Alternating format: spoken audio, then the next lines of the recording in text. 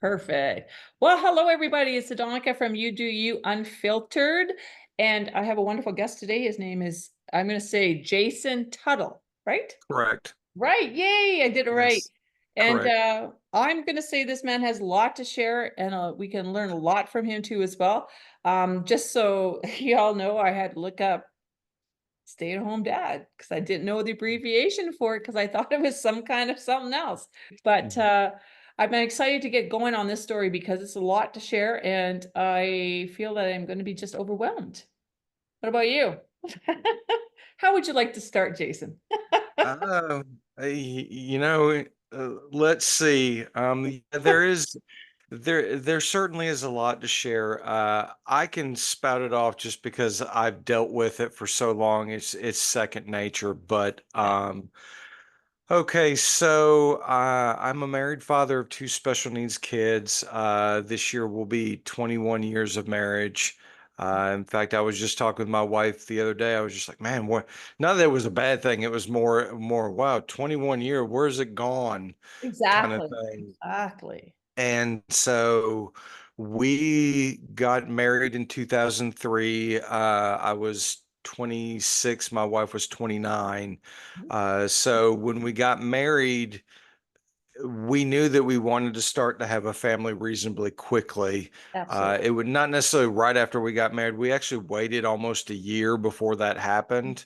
Yeah. And so we did that just because, like, with a lot of women know that once you get in your 30s, some things start popping up with just medical issues. And, so my wife was just like, well, if we're going to have kids, I want to have them done by this age. And I'm just like, okay, if that's what you want.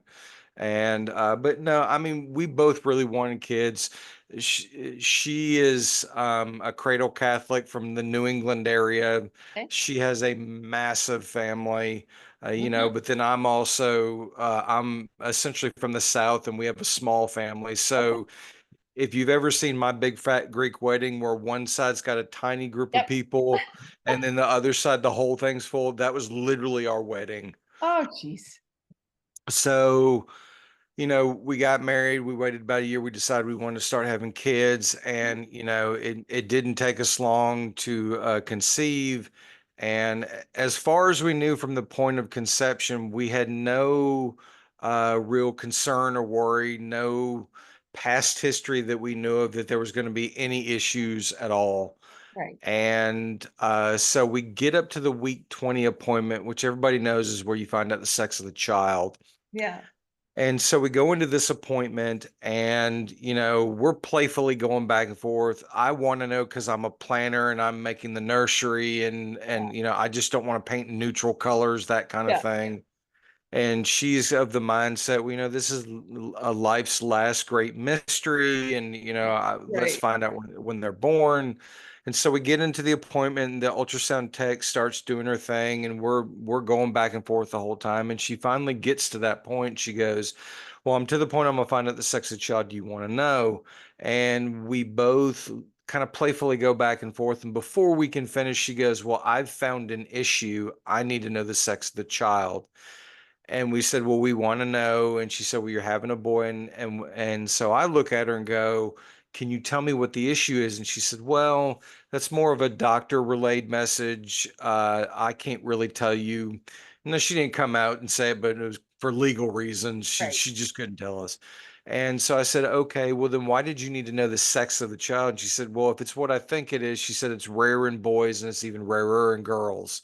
Okay. And I went, well, okay then. And from that point at week 20, we started seeing a perinatologist up until birth. Okay, what's a And neonatologist? Is that just a specialized doctor for it's basically a high risk OBGYN. okay, got you. Yeah, got you. Uh, Yeah, yeah. that's the easiest way to Yeah. explain it. Yeah, yeah. Um, So now through this whole process, we go to these perinatologist visits, and they tell us every horrible medical possibility that could be going on. And, over the years, we've learned that you run across two doctors. You run across those that want to tell you everything under the sun to cover themselves, Yeah. or you run across those doctors that don't want to tell you anything until it's Right. 100% proven to Yeah. cover Hmm. themselves. And Hmm. I've told several of them over the years, I said, I know medical science doesn't know everything. If you think it's like Down syndrome and it turns out to be cerebral palsy, that kind of thing, I'm not going to necessarily get upset. But if it's a glaring mistake, yeah, I might Yeah, say I'm gonna freak something. out. Yeah, yeah. Yeah. So we get up to week 38. My wife starts going into labor, and she actually starts going to labor so fast that they have to slow down her contractions. Wow. Now, understand that my son was born at 9 pounds, 14 ounces, and 30 something inches long. Wow. My wife is 5'4". Oh my goodness. And this is And natural. She did this natural? no, she was always going to be a C-section. They Yeah. just had to slow it down. And literally the day that we had the C-section, we were the last one clockwise that day, and we were the 13th one that day. Oh So my God. yeah, they were just like, for Oh, some reason that day, the hospital just kind of had a run on them. yeah. And so we go through the process, I'm in there with her, my son's born, that, they wrap him up. Orange. We see him for about 30 seconds, and then they take him to the NICU at the hospital, which is the intensive care unit. Yeah. My wife has to go to recovery because she got kind of nauseous from the epidural, which is pretty common. Mhm. And I went to the NICU, and the doctor came up to me and said, well, your son was born with a rare condition called Eagle Barrett syndrome. Oh. It's more affectionately known as prune belly. And I literally looked at him and went, he was born with what? Because I mean, I'd never heard of it. And so he kind of gave me an idea of what it was. And he said, what's going to happen is your child's going to be here tonight. We're going to call down the children's hospital, like transport team from the north side of Atlanta, to come down and get him, to transport him up there to their ICU. Yeah. Can, I just said, wait a minute. Can you explain to everybody what that is in a baby?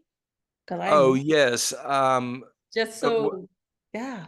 Well, and I'm getting there because Okay, good. Yeah.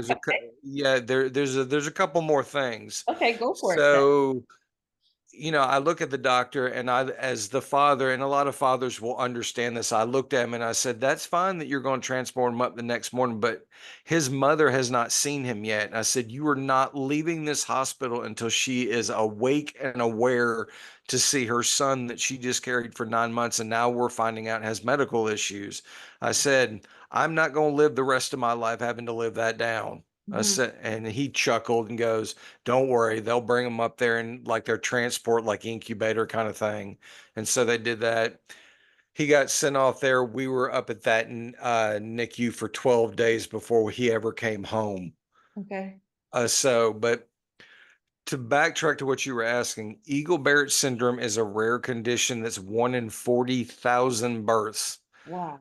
They know it's related to kidney issues. They don't officially know the start or cause of it. Okay. It's still listed on the National Organization of Rare Diseases through the US government as a rare condition.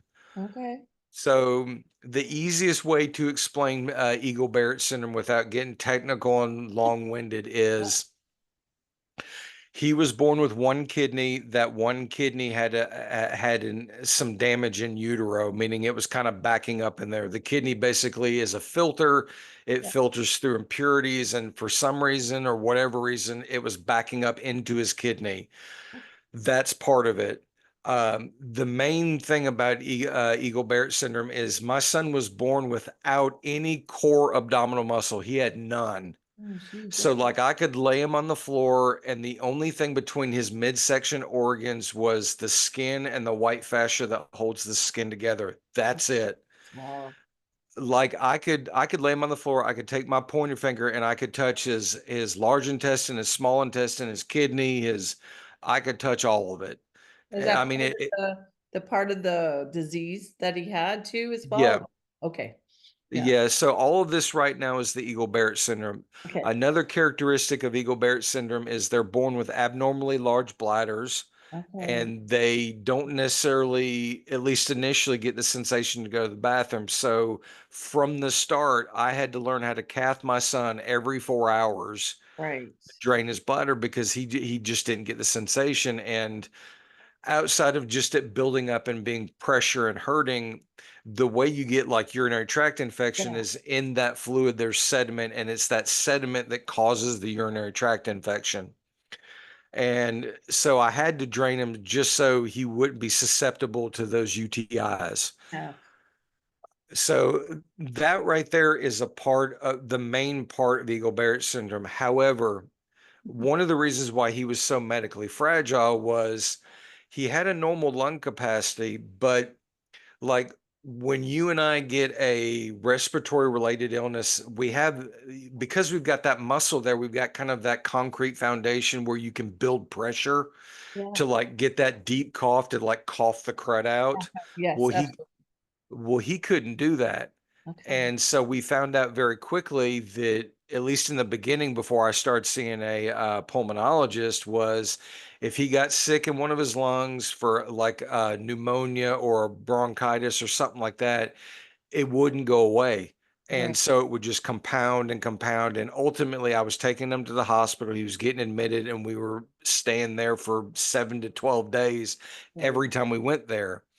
So the main secondary issue is the fact that he was very susceptible to respiratory related illnesses. And in fact, the first 5 or 6 years of his life, he was in and out of the ICU every 6 months for 5 years. Oh, So all of that I just described is the Eagle Barrett syndrome. okay. That does not include the fact that he was born with severe developmental delays, meaning when he passed away at 15, he was functioning about 4 to 6 years old. He was born with epilepsy. He had two different kinds of seizures. He was nonverbal, Mm-hmm. and he was basically wheelchair bound. Like I could hold him and he could walk with me, but like to walk on his own, no. Yeah. He couldn't. He could army crawl everywhere, great, but like to stand up and walk, no. Okay. And so that was, now all of those other issues outside of Eagle Barrett syndrome, none of those were related. That none of them caused the other. They Right. were all separate unto himself. Oh, And that doesn't even include the fact 2 years later to the day, my daughter was born with the identical same issues as my son, except for the Eagle Barrett syndrome. okay. So in the first 3 years of our marriage, we had two kids with uh, five major conditions and six specialists that we had to see every 6 months. Wow. Wow. How'd you do it? Breaks my heart.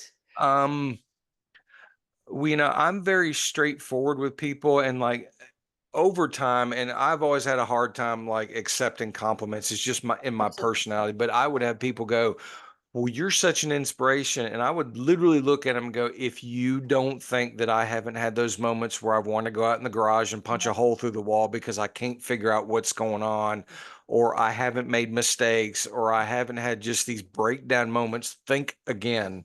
Right. I Yeah. said, now it looks like, now when you see what I'm doing, it looks easy, and like I'm doing it without thinking about it. But I've also had 6 years of experience doing it, and Right. so I've gotten to the point where not a whole lot surprises me. Right. But year two, three, four, there was Mhm. a lot that surprised me. Absolutely. And you had to be on top of things. Like your Hmm. whole entire life was consumed basically Yes. with your beautiful son and your daughter. Hmm. Yeah. And that's just that's a gift in a way from higher power. I think just so that you could actually function as a dad. Well, and my degree's in education. So when my son was born, I was still teaching.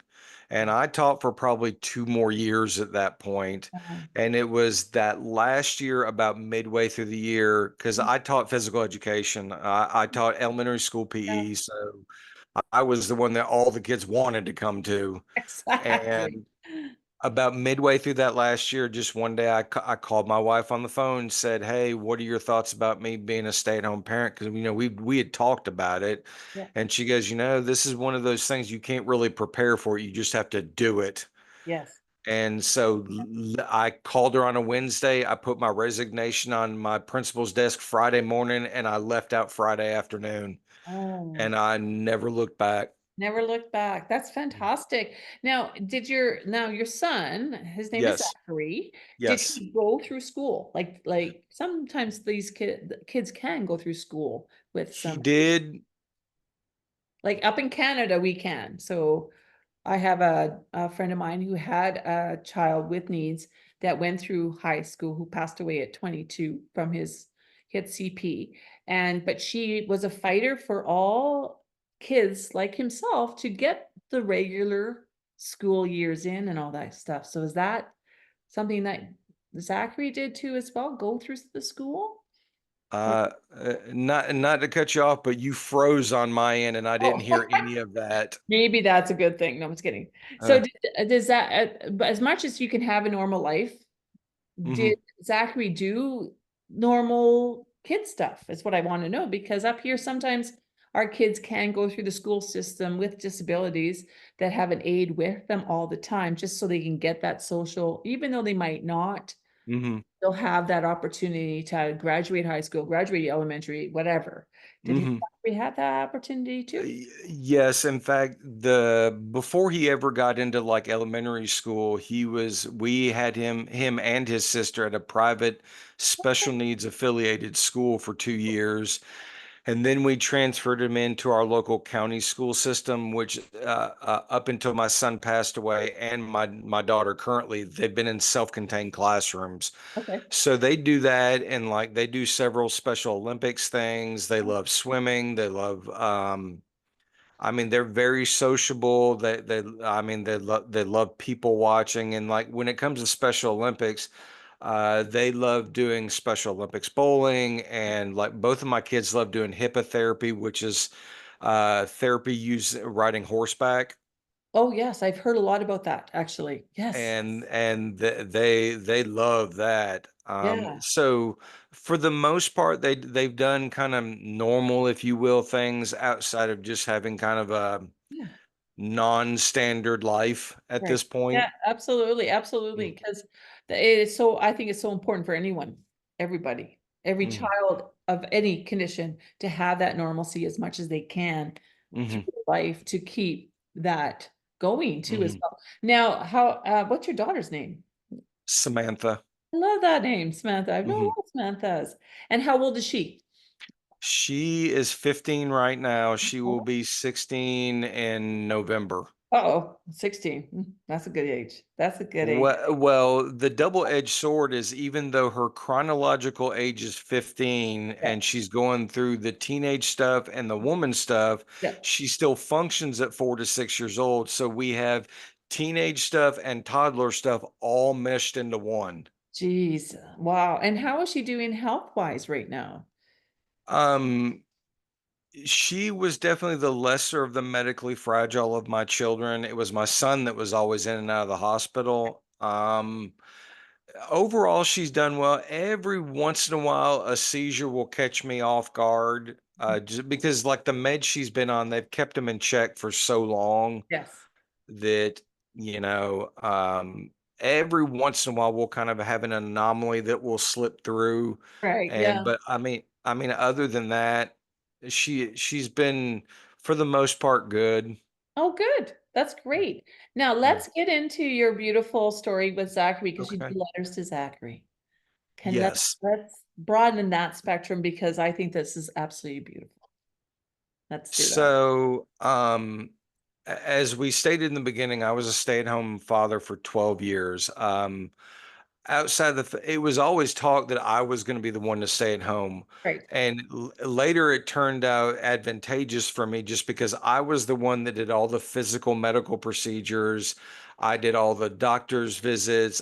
Like when he got admitted, I took him up there. I was there when he got admitted. I stayed the whole time. I came home with him. Yeah. So, like, of the 100+ days that he had in the hospital in his entire life, I was there all but 2 days. Oh, wow. Oh, So I was because he was nonverbal, and like towards the end, I had 15 or 16 years worth of knowledge in my head that I could spout off to the doctors. So um, the week that he actually passed away, 3 days before he started getting symptoms that we thought was going to be like a 24-hour virus. And he had them before many times in his life, didn't think anything about it. I thought, well, he's just not feeling well. And over about that next 36 hours, I can look back now and go, he was slowly getting worse and worse. And I didn't realize it at the time. And then the day that he actually passed away, that morning, he was awake and aware that morning when we got him up at 8:30, and by 10:34 that morning he was pronounced. oh, I mean, it was that fast. so sad. And so he passed this is a little over 2.5 years at this point, and in the beginning, I mean, it was hard for all of us, Absolutely. but because I was so close on the medical side, and as kind of a side note to it, when he went up to the hospital the day that he passed away, I took him up there. I was in the ER trauma room while they were working on him up until he was pronounced. Right. I saw everything that happened. So for me, it was hard just because I saw all of it, and I later realized I probably still have PTSD from it. I didn't realize it in the beginning, but um, I'm the more outwardly open as it relates to emotion towards my son. We were very close. It's not better or worse. It's just it was different from what his relationship with his mother was. And for a long time there after he passed, the typical first male emotion is anger. Absolutely. And I wasn't necessarily angry at any one person per se. It was more of an internal anger than anything, just because I was his caregiver. I always made him better. There was a couple of times I actually saved his life. And so I'm much better about it now, but for the longest time right after, I had a hard time accepting that I couldn't do enough to get him over this hump Right. and that he had passed away. Yeah. And y- I'm a big proponent of therapy or counselors, Yeah. whichever one sees. And about 2 weeks before all this happened, I had literally just stopped seeing my counselor. I'd kind of run through a season, and I told her, I said, I think we've kind of run through this. You've helped me on these issues. And I said, I'll keep your number. Should something come up, I'll call you. I'll start making appointments. Great, wonderful.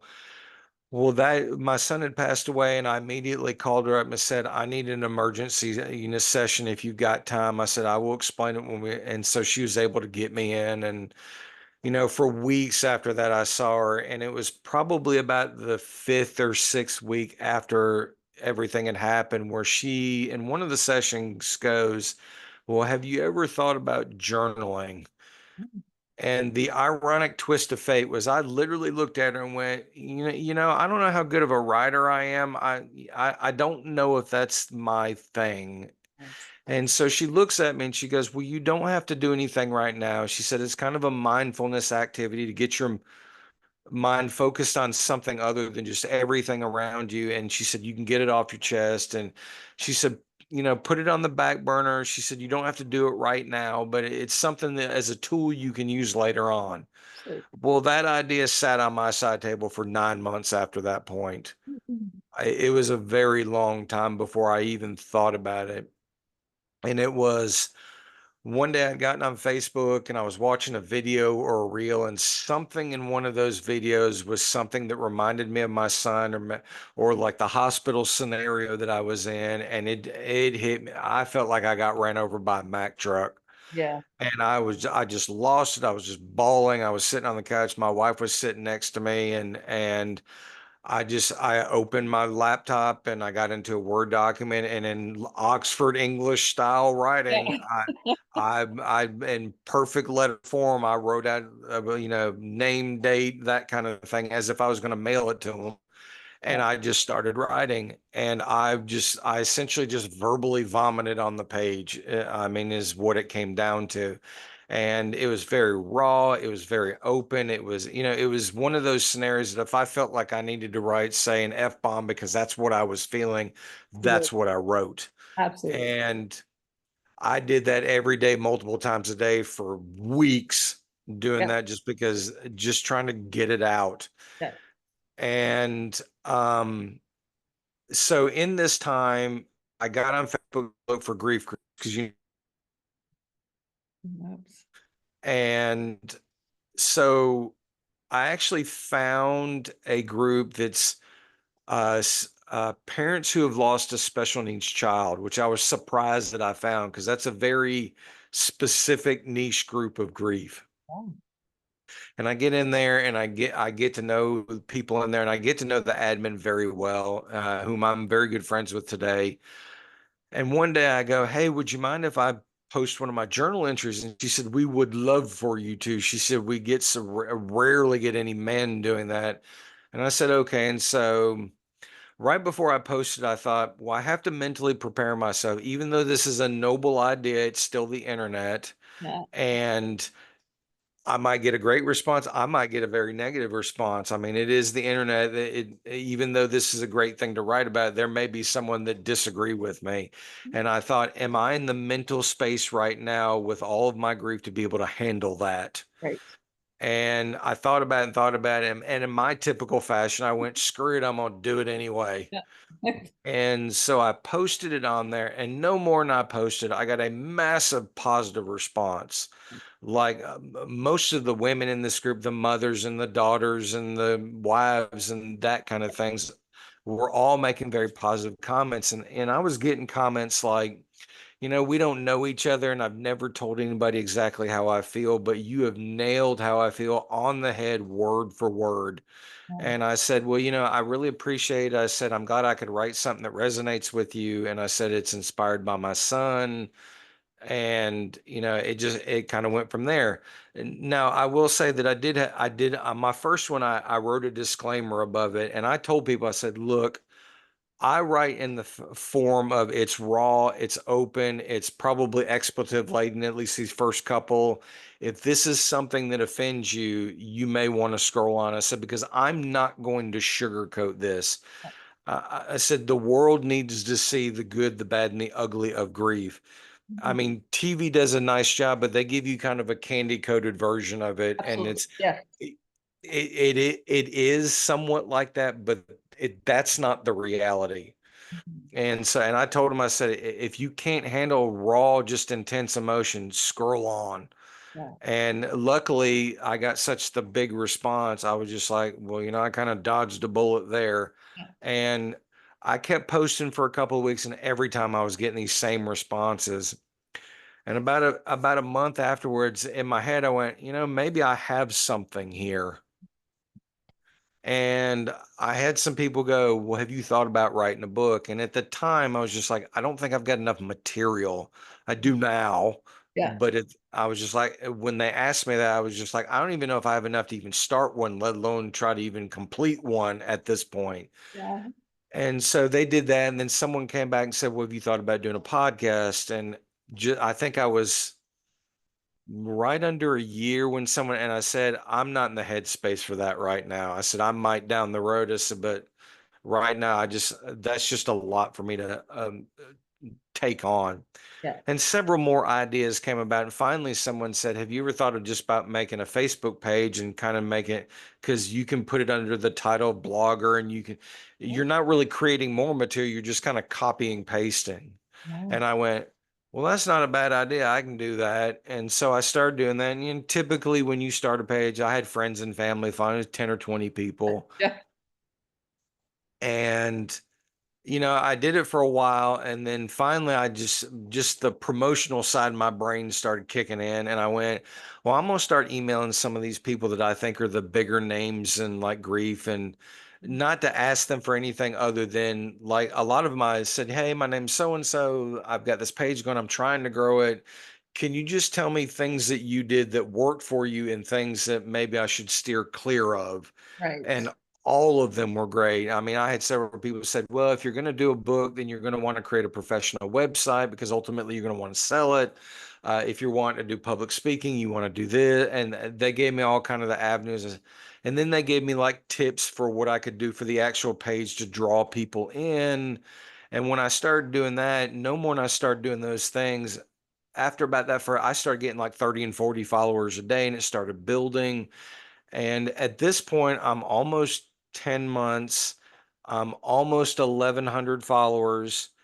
I have follower representation in 44 of the 50 US states. Mhm. And I'm also in 26 countries at this point in under 10 months. And Wow.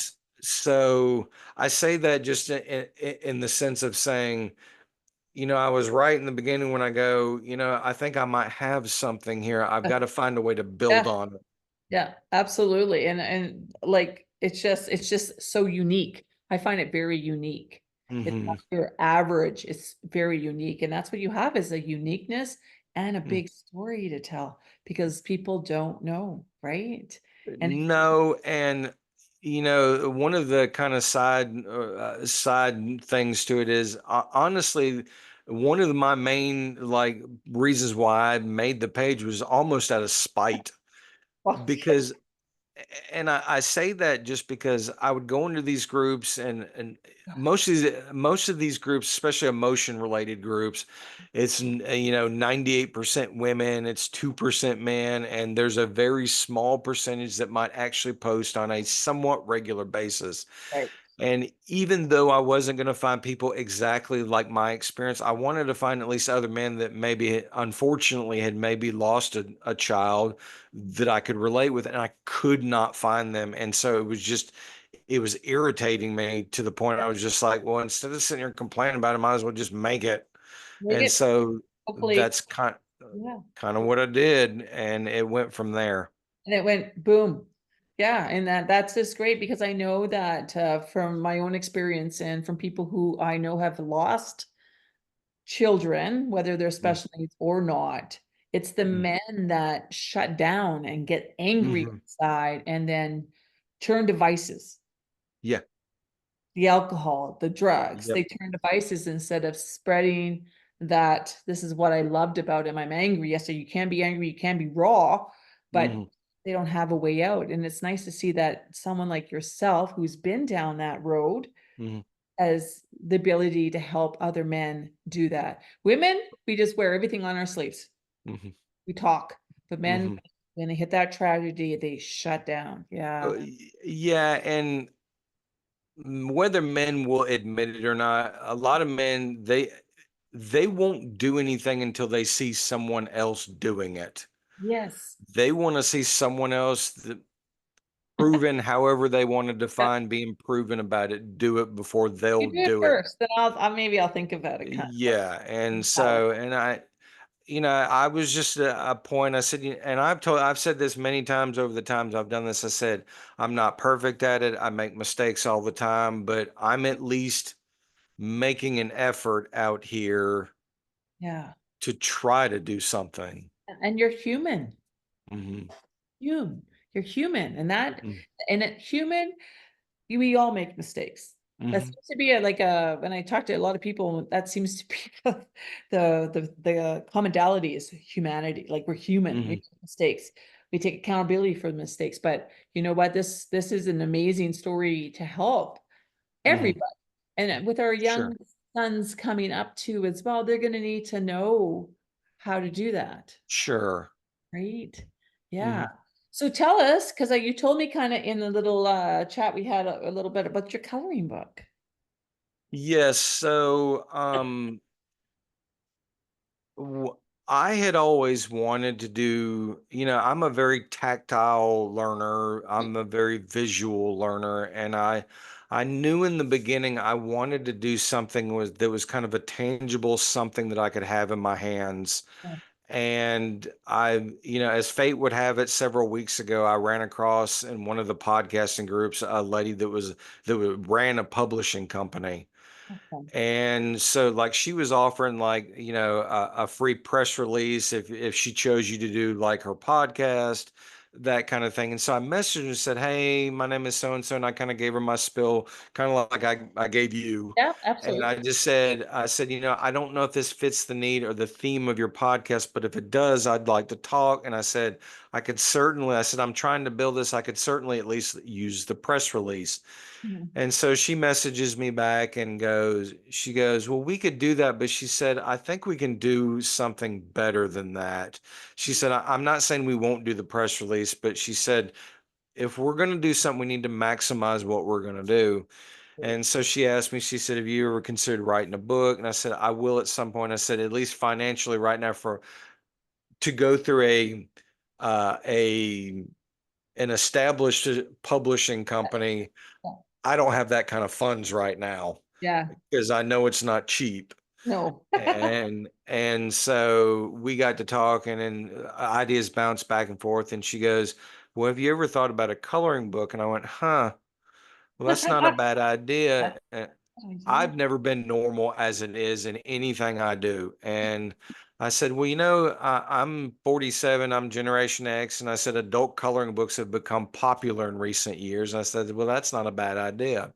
Mhm. And so we got to talking and, brainstorming. And ultimately, what it came down to was not only did I want to hit the adults that were dealing with grief, especially those that did like the adult coloring books, I wanted, because I have a daughter, and even though she's got delays, I thought, how many families out there have kids where one of the children has passed away for whatever reason, and now you've got to figure out a way to talk to your other child about death and grief and all these difficult topics. And so the concept was, now we've got kind of a bonding moment, something that the child knows what to do. It's a de-stressing mindfulness activity that they can do where the parent can then, it can give the parent some time to kind of figure out ways to dumb down, if you will, difficult concepts to be able to talk to the child about it Yeah. while they're doing this. And it's kind of a bonding thing, is what it was. And that's kind of what it culminated into. Yeah. S- And so we came up with that idea. And then the other reason why I did it was I wanted to give back to the grief community because there were a lot of people that, whether it was just tips or promotion or whatever, to help me to get where I'm at now. And so through my website, I asked them to come to the website. They would fill out a survey. Yeah. And on that survey, it would say, who was your child? How old were they when they passed? That kind of, and then they went to another part and they listed attributes about them, favorite things, favorite activities, maybe a favorite saying, a couple of sentences, that kind of thing to put in there. And so once they filled out this survey, they got sent to the publishers, and the artist made kind of a conceptual drawing Mhm. of the concepts they put in there, and whatever they felt like was the center concept was kind of the center point of the coloring book page. Aw. Now, some people have traditional like coloring book pages that are scenes, and then there's some people that have kind of collage scenes, Mhm. and I mean, there's several different variations of it. And so in the coloring book, every entry that's in there is an actual real person, most of which I've come across. It's their real child or whoever they lost, that is now cemented in a active and interactive kind of memorial, if you will, in coloring book fashion. That's awesome. That's absolutely beautiful because it's the hardest conversation to have with Hmm. adults, but children, like Hmm. children and young adults, and even, well, anybody to have a Yeah. conversation about that. And this just kind of reminds me of like when we talk, and I'll Mm. just say it, sex education with our kids. Yeah. We had a coloring book. Like we Hmm. had it's a Mhm. hard conversation to have, but this is Mhm. even harder because Mm. emotions run high and Yep. everybody grieves differently, right? So if you, Sure. yeah, and this is just a beautiful thing that you've done and come up with. I look Mm. forward to that because it's it's not going to get any easier, but we just need to have that. If we can go to your website and say, okay, I'm going to get this because Mhm. I need to show my grandchild or my Mhm. son, this is what we're going to sit down and talk about and have a family conversation Mhm. about it without just going to your room and not talking to anybody. This is amazing. This is Mm. incredible what you're doing. I kudos, man. I'm glad I met you.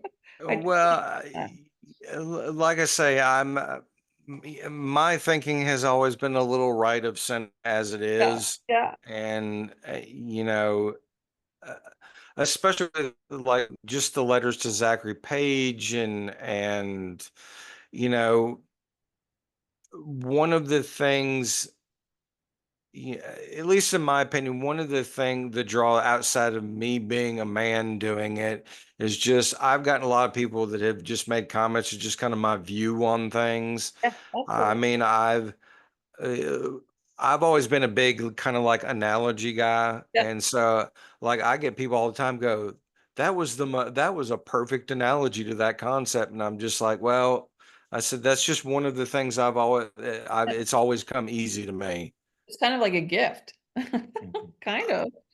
The I don't. analogy part. It's I just mean, I don't know. Sometimes it's help, and sometimes it's gotten me in trouble. I suppose. either or, it's a gift. Yeah. Let's just embrace that gift because I Mhm. wish sometimes I had it quicker Mhm. when you're doing stuff. But Mhm. yeah, absolutely. But look what you're doing. It's Yeah. it's it's absolutely fabulous. Now, I want to talk about something that I read. And I Yeah. said, tell me something quirky. And you Mm. said, I crochet. I do. Um. Okay, come on. Yeah, no, I'm trying to remember where I started. So early on, when my son was in the hospital, Yeah, we started learning that his average stay was like 6 or 7 days. yeah, And when I would get in there, the first couple of days I wouldn't typically do things. I was always like I was one of those parents in the room that like like my son had like oral meds he had to take. And so yeah, it finally got to the point that when the nurse would come in, I was just like, look, I would look at her and go, my son's gonna fight you. He knows how I do it. Do you mind if I said, you can watch, but can I just give him his oral meds? I said, you've got everything. I said, I don't understand the IV trees and all that. That's yeah. you. I said, but and so the nurses were grateful that I looked at one of them. I said, look, it's one less thing off your plate. I'm sure you've got a ton going on. Yes. And when I would tell them that, they would, you could see them almost relax a little bit. I'm just Oh, like, thank look, I'm not going to be one of those parents that's going to give you a hard time. I said, I want to make it as easy for him and as for you as possible, yeah, for what I can legally do with my son in a hospital. yeah, And so, after those first 2 or 3 days, and you start kind of getting the almost cabin fever, if you yeah, will. yes. And for the longest time, I tried doing like the two needles doing it. Kitty. Yeah, and I have man paw hands. Yeah. And it used to just drive me nutty that I couldn't figure out how to do it because I've got such large hands. Mhm.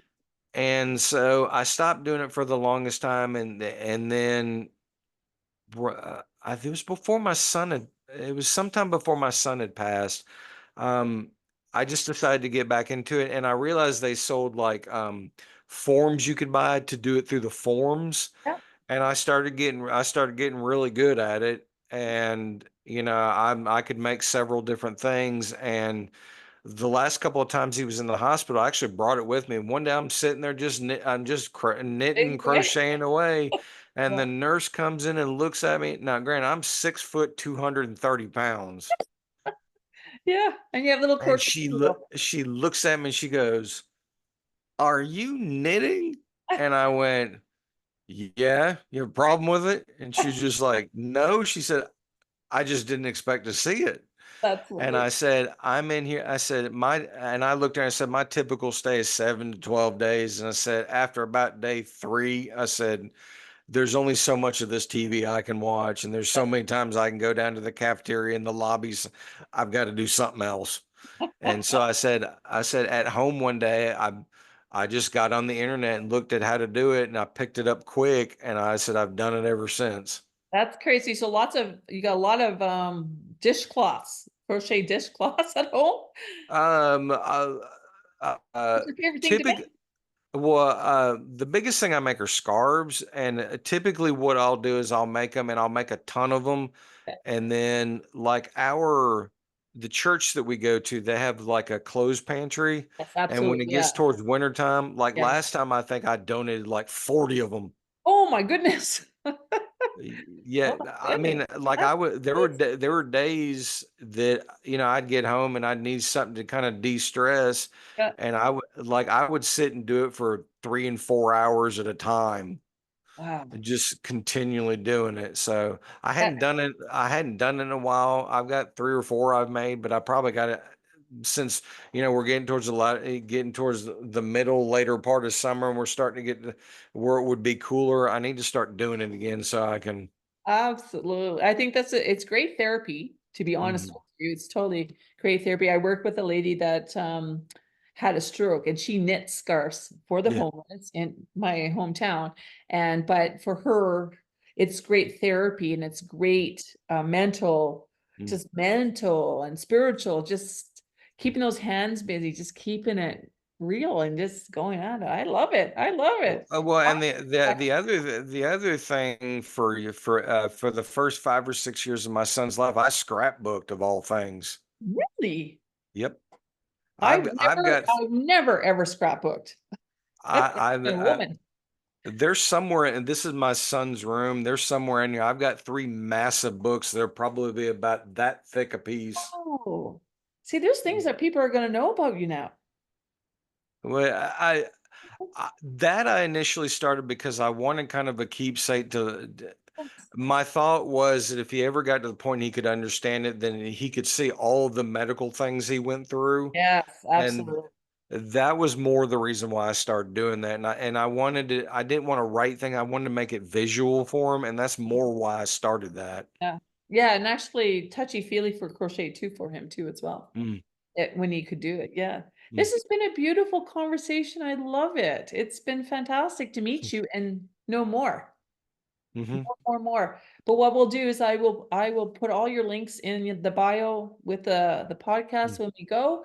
And yeah, and like let's get everybody to follow you because I can't wait to Well, get if for those that are interested in the coloring book, I don't know when this will air, but the current date is the 12th, I believe, of September August. of August. Okay. Well, that isn't that today? Well, no, what I'm trying to say is whenever you debut this, Yes. today's current date is the 12th of August. My coloring book officially releases Friday of this week at noon, which is the 16th of August. So whenever this debuts, at that point, they can go to my website, letterstozachary.com. Oh, Currently, when you go to it, it goes directly to the publisher's website. So if anybody goes to it, you are at the right place. okay.